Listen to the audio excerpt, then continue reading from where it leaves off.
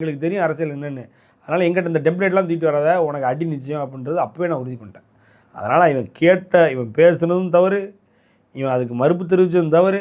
அந்த மறுப்பை நாங்கள் ஏற்கவும் இல்லை, அந்த மன்னிப்பை நாங்கள் ஏற்கவும் இல்லை.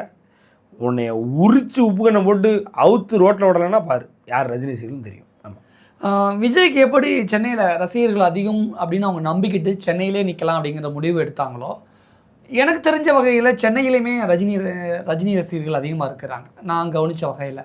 அப்போ தாவேக்காவுக்கு தேர்தலில் ரஜினி ரசிகர்களால் பதிலடி தர முடியும்னு நம்புறீங்களா, நினைக்கிறீங்களா, முடியுமா? நான் மறுபடியும் அதானே சொல்கிறேன் சார். இப்போ பல அரசியல்களை பல தேர்தல்களை நாங்கள் எங்களை சுற்றி, குறிப்பாக ரஜினிகாந்த் அவர்களை சுற்றி, ரஜினிகாந்த் ரசிகர்களை சுற்றி ஏறக்குறைய 80களிலிருந்து 1980களிலிருந்து ஒவ்வொரு தேர்தலிலும் எங்களுடைய ஏதோ ஒரு வகையில் ஒரு டச் இருக்கும் சார்.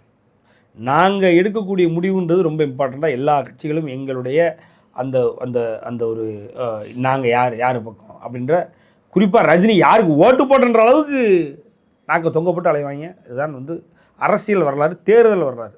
அந்த மாதிரி 2026 தேர்தலையும் ரஜினிகாந்த் அவர்கள் சூசகமாக சொல்லிவிட்டார். இப்போ என்ன செய்யணும்னு எங்களுக்கு ஒரு கிளாரிட்டி கிடச்சிருச்சு.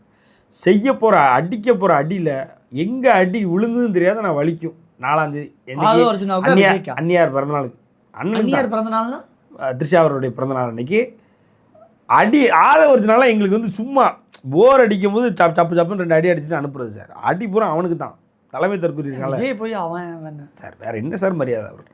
அதனால் சரி, அவருக்கு அடி பூரா நல்லா செப்பேலே விழும். அது 4ஆம் தேதி பாவம். அது அன்னியாருடைய பிறந்தநாள் அன்னைக்கு நடக்க போகிறது நினைக்கும் போது அவர் என்ன விஜய்க்கு த்ரிஷாவுக்கு கல்யாணம் ஆகல அன்னியாருங்கிறீங்க. அது